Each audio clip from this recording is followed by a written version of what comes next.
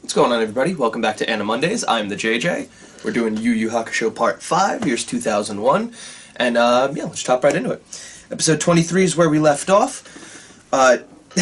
There's some things in this one that weirded me out, personally. Like, for example, Kuwabara is pretty much proven that he's insane by imagining a red string of love tied from his finger to Yukina's. Now, does it get them there? Arguably. Maybe, maybe not. Is it real? No. No. That is not a thing. That will never be a thing. No. And there's another thing that weirds me out. For example, Terugane, that guy that's been capturing Yukina, the guy that's been torturing her, the one that hired the Toguro brothers. He's doing his little weird, I'm gonna try and cheat you out of money to Toguro thing. You go fight this thing, this big beast. I named her Helen. Like, what? Who the fuck names a beast Helen? First of all, it's a huge demon thing. It's man-made, which is a whole nother disturbing implication that the series doesn't really go into. The other problem, like the main actual story problem I have with Helen, isn't that its name is Helen, it's that we don't know this thing, we know nothing about it. If Yusuke maybe like saw one in the forest fucking things up earlier, you know, like something to that degree, that'd be cool, you know, we could see their power level, we could judge it, but as far as we know, this thing is nothing. This means nothing. It's a dog, basically. I saw Toguro kill a fucking giant green dog. That's pretty much it. What I do like about that scene is Terugane is testing Toguro. He's literally, you go in there, you go fight this thing, and then we'll see if you're worth the money I was offering you. See, the whole point of it is he wants them to decline, the Toguro brothers, in this case, younger, but he wants him to decline the offer. I'm not gonna go kill that thing. So he could pay less. Oh, I was right about you. You're not worth the money I'm paying you. I'll pay you less if you don't beat that. So he basically tries to power play him into less money, to which Toguro responds with, I don't want to kill. You know what? There's a lot of things I don't want to do in my work. Here's something I think is interesting about that, specifically that line, that I don't want to kill. Like, that whole thing. That, in my opinion, I don't know if it shows at all anywhere else in the series, but this might be one of the only points that I clearly get, oh, shit, you see the old version of this man. You see when he was, well, with someone else. I'll get to that later. And then he does go in, as I've mentioned, I do a lot of bad things in my work. And then you hear Terugane, are you fucking high? I didn't want you to actually go in there. Come back, you fucking crazy person. And if you could get any more badass than this would be, like, you'd overdose. Because this is the most badass thing you could possibly say to that. Well then, you shouldn't have asked. If you were to take, like, the action of Vin Diesel today and the quips of Arnold Schwarzenegger in his prime, I swear to God, that's Toguro. That's younger Toguro. I have a lame ability. The only ability I have is to control my muscles. That's not a lame ability. That's not a lame ability at all. You know what a lame ability is? The ability to fucking light up slightly like a neon light. What's up, Sky High? That's a lame ability. Terugane sees what Toguro can do and makes a call to the Black Society. His friends, it's like 5 people that they all just place bets. They're these rich, which, by the way, is totally not a message at all, guys. Totally not a message at all. It's a fucking message. You also get a really weird Toguro line, which I was just like, what the hell is the point of saying this? The cheating friends isn't honorable. You just admitted that the shit that you do in your work isn't honorable. You fucking hypocrite. Basically, you got the line here. When you're rotten like me, all you can do is spread your stink. Nice middle finger. Nice middle finger to corrupt rich people. Sure. Why does this fit into a love action story? Because Togashi wrote it. So Yukina, in a very depressing, very hitting scene for me, gives up her birds to protect them. But then, this is the time that I watched it and I was like, now that is sad and that is nice of you and I get it, you're sacrificing for what you care about. I get it. But why do you need to do any of that when you could just do what Toguro said and just learn to make yourself cry? Learn to cry on command. It's really not that... I could probably do it right now if I really wanted to. It's really not that hard. Especially when you have a lot of material to work with. And if you do start doing that, maybe he won't keep you in a fucking jail cell. If you play ball until someone comes to rescue you, maybe you get a room. Maybe you get pet birds. Who the fuck knows? Talk to the guy. Work with him. So we see Hiei being operated on. Horrible things that help the audience forgive him more for being a villain. That's really, I think, what the point of telling us about the Jagan Eye and the surgery here. I think that's the goal. And I kind of like that, because, yes, he was probably brought back due to fan popularity, but that doesn't mean that the entire general public likes him. A lot of people might be like, hey, look at that asshole. That's the guy that tried to fucking kill our main character. Why would I care about him? Oh, he's got a sister? We all got fucking sisters. Who cares? Oh, he got surgery to get an eye implanted so that he can just simply view his sister from afar?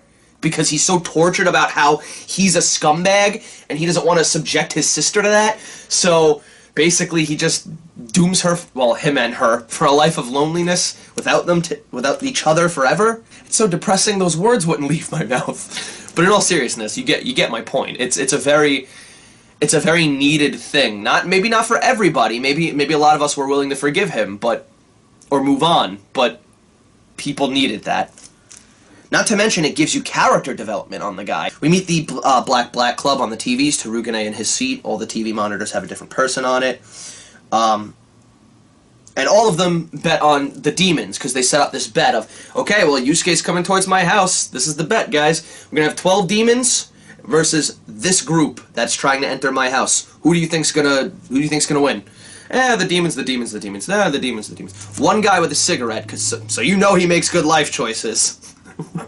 One guy with a cigarette just, I'll put it all on Yusuke. I can't wait to meet another person that smokes. The fact that everyone has voted on demons except for Sakio, the smoker, it infuriates Torugane, and just keep that in mind because it gets worse and worse, building to just make an amazing few episodes here. What I think this bet does is I think this bet adds a layer of fun to an otherwise standard rescue arc. It's just, let's go get the damsel. Instead of just the simple damsel, let's go get the damsel, and you have, which the main focus is, the betting. This is what we really focus on here, and this is what I mean by Togashi. You can have a tournament. Everyone can have a tournament. Only Togashi can take that tournament in Hunter x Hunter and make it a rock, paper, scissors psychological game. In this case, we literally focus entirely on the betting rather than them making it to the castle. In fact, there's a line of dialogue that's said that's, sir, they beat the 12. Or they beat 6 people, or whatever it was, and it's just, they did? I was watching, bro. No, off screen. That's not normal. They're already near the house by the end of this episode, and I like that. It's to the point, it's abrupt. Since this is basically a semi-filler, it is a transition, it is a connector from one arc to the other, they just kind of rush you through it, not in a negative way, in a positive way, where if they were to do this very slow, it would feel very Katekyo Hitman-ish, where it takes 20-something episodes to get to the point. We intro the triad, because everyone else is dead. They already beat the 12, everyone, oh my god, your Team Urameshi won? Oh my god, no way. So all of them are freaking out, we intro the triad, next round of bets. And it's just funny because each round you can tell just pisses off Torugane more and more. Just, why is this son of a bitch keep, out of all the people, why does this son of a bitch keep betting on Yusuke? This son of a bitch. You can just tell he's Italian, by the way, that's why I'm saying son of a bitch 9 times. In this episode, we set up how our heroes are feeling invincible. Kuwabara says the line, wow, you know, it's funny. I feel sort of invincible. Yeah, good writing, because in the next few episodes you're gonna build yourself up to think that way, and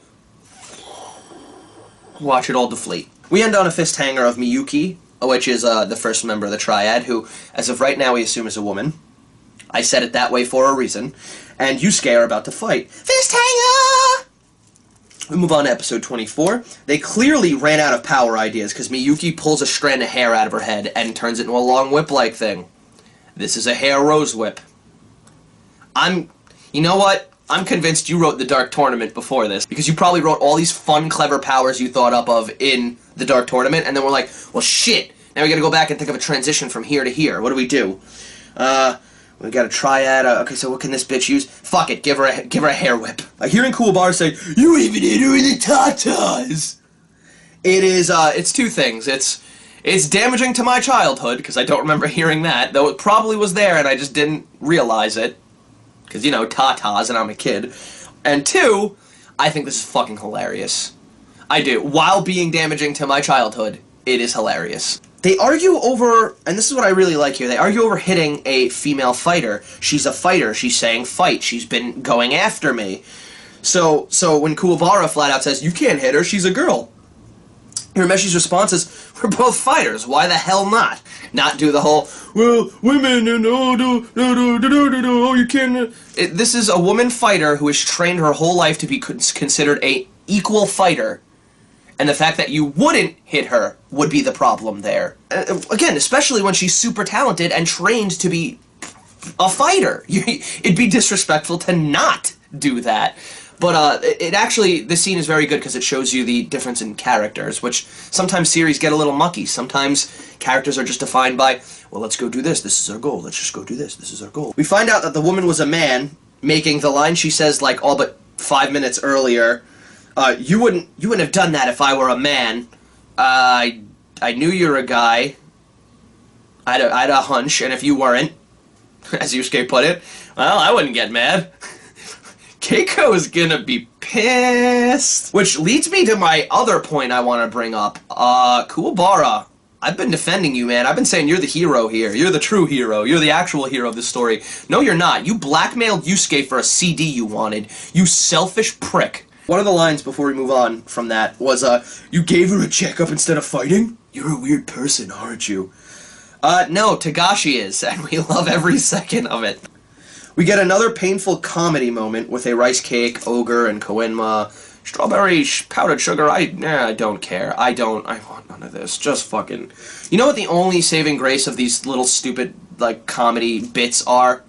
I get to hear more of Kent Williams' ochre. Hiei sheds a tear for Yukina's, well, just depressing story. It's literally, it's just, I haven't seen my sister in years. The times we used to share, I always used to watch her from afar as she grew up, and now she's trapped like the bird she cares so much about. It's just such a depressing idea.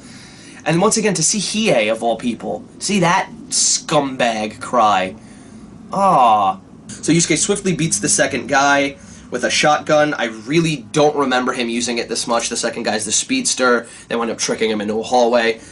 Well, more so Kuwabara does, and then since you can't really see him when he's in mid-movement, they trick him into that one hallway, which, well, the only way you're coming is from here, so, shotgun! In this beginning, he uses that move so much, more than I remember, to be honest. I'll be fair on that. I thought he used it less here. Even so, he uses it so much less later. Also, where's that spirit shield? Kuwabara gets hit by a giant demon's club, who's the third of the triad, and he should be dead. He's a human being. I don't care what kind of training you threw him through. I don't care what spirit. He doesn't use a spirit shield. He has spirit awareness and uses a sword. So, what about this is okay? A giant fucking club. Which, by the way, that's the weirdest part, because that club is the closest thing we will ever get to what Yusuke's walking away with. Unless I'm forgetting something else. In the opening, that is, or ending, I think. So, Kuwabara and Yusuke beat this big motherfucker, once again, even though Kuwabara shouldn't be moving. They beat him with, like, this double-team kick move that... When did Kuwabara get a spirit kick? Because both of their feet were glowing blue. So Sakio bets more than Japan's gross national product. I'm not making a joke, that's word for word what they said. It is more than any nation's national product, apparently. But it's conveniently the exact sum of money Terugane has. So it's all of Terugane's fortune versus all of Sakio's fortune. He even has to, down to his fillings. He would have to sell his fillings. Because he's an old scumbag Italian Vincent D'Onofrio Toomer-like character. He's got to have fillings. And they're probably gold, too, because he's a real piece of shit. So Kuwabara and Yukina, they talk telepathically. So I'm doing this with Yusuke, so I'm doing this with Yukina. Why is this a sporadic thing? Like, I really feel like this could be helpful. Whatever. Again, just letting it go. So during shit hitting the fan, you have, are you, blah, blah, blah. I'm sorry that this is happening. I'm sorry this is happening. Are you sorry for the rice cake? Fucking Ogre and Koenma, man. Without fail, they managed to deflate everything they're in. This was horrible. This bit went on for like half the episode, and it even ends deflating the hype that I have for the next episode. From the bottom of my heart, fuck your fucking rice cake.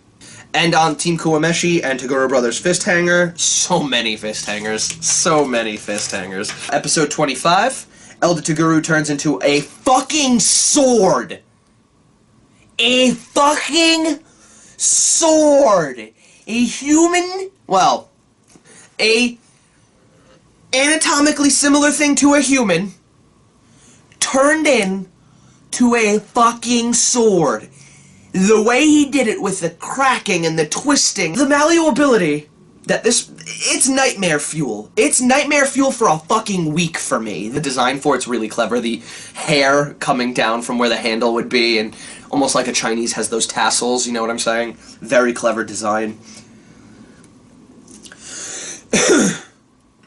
In this match, I'm not gonna lie, I think Yusuke rattles off too early in it. I think Yusuke rattles off a few too many spirit techniques.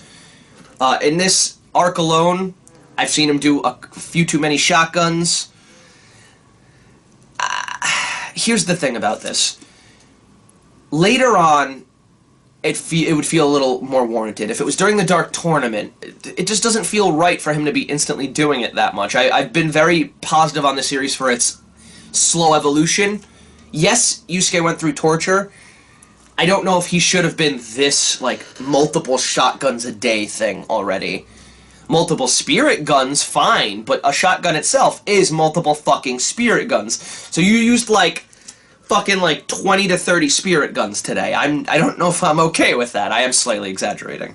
Not knocking it at all. What we got, still 9 out of 10 for me. I mean, you're not gonna dislike this series. Remember how they set up that invincibility point, as well as I did? I told you to remember that? Yeah. Our heroes get almost absolutely decimated, resetting / scaling down, kind of fixing that problem I had with Yusuke kind of getting a little too beating every demon he sees really quickly. But we scale down a little bit, giving us a reset, giving us a new plot goal for next arc, basically. Just the whole, well, demons like this are out there. Shit, I'm gonna need to get much better. We get a backstory for Yukina through Kuwabara's kinetic abilities. So, again, fucking this guy. And the backstory is really depressing, because it's about, ironically, a guy that came in and tried to save her, basically the Kuwabara type. Came in, tried to be nice, worked with them, and tried to just ease his way in, and oh, we'll get you out of here, Terugane's gone. Let's show these bastards what we do to a traitor. With the Tommy gun, because I swear to God, this guy's a fucking Al Capone gangster. But, no, yeah, and it really shows how defeated she is, how useless, how helpless, not useless, she feels. And it's just really, though she probably feels a little useless too. Kuwabara gets a love bonus, and I like that they pick him over Yusuke to get the power-up in this arc, because they divvy it up fairly. I like that it's between these two a lot.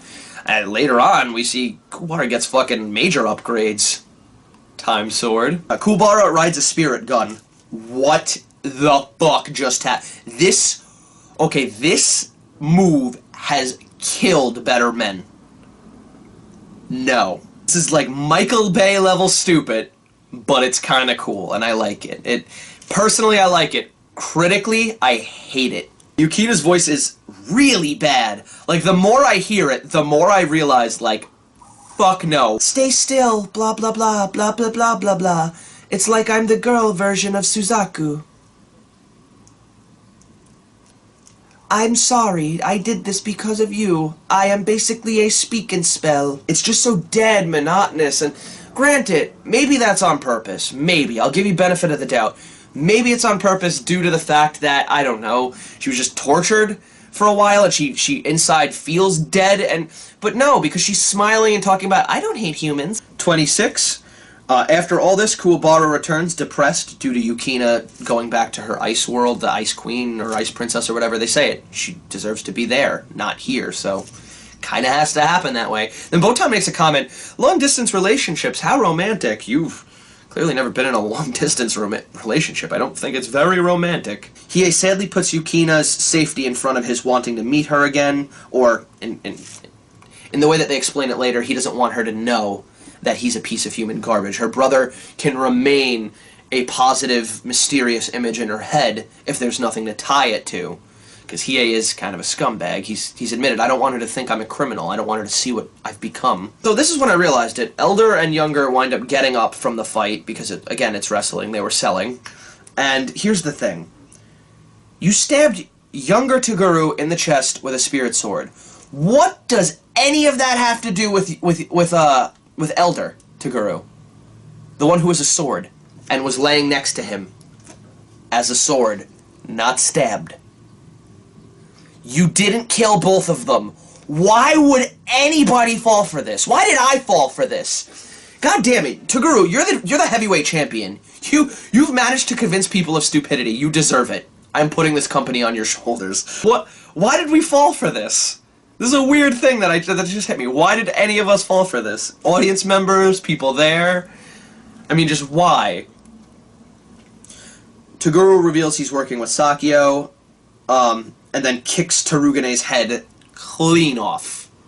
Like, clean off. He jumps up to the window and just punts it like a fucking football. Yusuke finally sees that Toguro's alive. You get attacks in the real world mirroring terrorist attacks, and a guy in a helmet wearing the exact same coat as Toguro. It's fucking Toguro. How did you not know it was Toguro? Pulls up on the bike. You don't recognize me already. Pulls the helmet off and sets up the Dark Tournament with Yusuke. They go and talk in a parking garage. Why a fucking parking garage? It's literally just a parking garage so he can level it and not kill anybody, but even then, I feel like people could have been in the parking garage. No, because I'm not sure why he even went. Why did he go in a fucking parking garage? That being said, they do a great job of showing the fear in Yusuke. Just, we didn't beat this guy the first time. We lucked out the first time. We survived the first time. Now I've just been told he was joking. Like, playing with me as if I was his child, letting me win. And wasn't even using a fraction of his ability. I'm as good as dead. I think this filler, semi-filler I would call it, is our transition arc. I think this is the best transition arc. It flows very well as opposed to, here's an arc that's kind of a little bit related to this arc and move on. Other series do that. This series just kind of flowed very evenly. Or this arc, I mean. Not the whole series. The series has some pretty bad transition arcs. I would say the first one isn't too good. The positive of semi-filler like this is it expands characters and their abilities and their ideas, and it actually makes the characters slightly different. In this case, we have ability increases. We have Kuwabara training with Hiei and Kurama. We have Yusuke, who's going back to Genkai, and they're both getting the shit kicked out of them. That's their training. Yusuke gets like 50 old granny punches to the stomach. He becomes a human speed bag. Yusuke almost gets his teammates eaten because he shows up late at the boat that's setting sail. And, yeah, good job on that one. And he shows up with someone who's clearly not Genkai in a mask. And I mean it. It's genuinely not. There's no way this could be Genkai in a mask. Move on to episode 27. We get a cool setup explaining how the invite team works. And every so often in the tournament, you get a special invite team who cannot decline their invitation. They'll just kill them. Fuck them. Toguro said it. I'll kill everybody you care about if you don't come. So this is just like... This is just a special event for them. This isn't like something like, oh, I'm the main character. This happens from time to time, and it just so happened to be our character. We set up Yusuke as the favorite fight in the prelim round. Oh, Yusuke should go up and fight. He just trained, and he's the man, and he's like our leader. We should, yeah, well, let's do it. Woo, Team Yusuke. And he passes out. I told you before. This is gonna happen a lot. Keiko and Kuwabara's sister mug Botan for info on Spirit World, and she tells them not only about Spirit World stuff, but the Dark Tournament. She's a complete failure at her job, and then takes them to their death at the Dark Tournament. Takes them to a demon-filled coliseum. How? Genkai, I mean Masked Fighter, yeah. Yeah, that's it, Masked Fighter. Beats all the people on the Coliseum in one blow. I quite like that the ship opens up in a ring. You know what I mean? You know the ring, the one from DBZ, but circular. Why is that the ring? The square, is that like a Japanese thing? Because I've noticed that. It's always that stone square, whether it be a complete square or a circle, and it's just that square pattern, that tile pattern, always. I just want to point this out. How does nobody know who that is? The person uses a spirit shotgun, is that size, is purposely not speaking. It came with Yusuke. She's short shot, like, come on! But seriously though, it's not Genkai. It's not, I swear to God, it's not Genkai. I swear it's not Genkai. Yusuke legitimately kills a demon in his sleep, and I'm not making like a little funny idiom or saying like, he could beat you in his sleep. He literally gets up, starts throwing punches, because he has PTSD due to training, and beats a demon. The last demon that was trying to kill him, and they clear the ship basically, and make it so that they're the prelim choice. They are the team that is going to the island. I like that though. They set it up. You don't know that the boat is going to be full of people and it's going to be one giant preliminary fight. You just get on the boat thinking you're going to get to the island and everyone's going to be, all these teams are going to be part of it. No, only one team per boat. Fuwabara then, after basically implying he trained with Genkai again, just then starts putting, could that possibly be? No. But, yeah, from there, we're just going to move on. Thank you for joining us this week. We'll see you next week. Check the info bar for what we're doing then. If you can, like and subscribe, and comment below. I appreciate you joining us this week. I've been the JJ. I'll see you next week. Sorry if this is a little rushed. My camera is about to die from battery, so, yeah.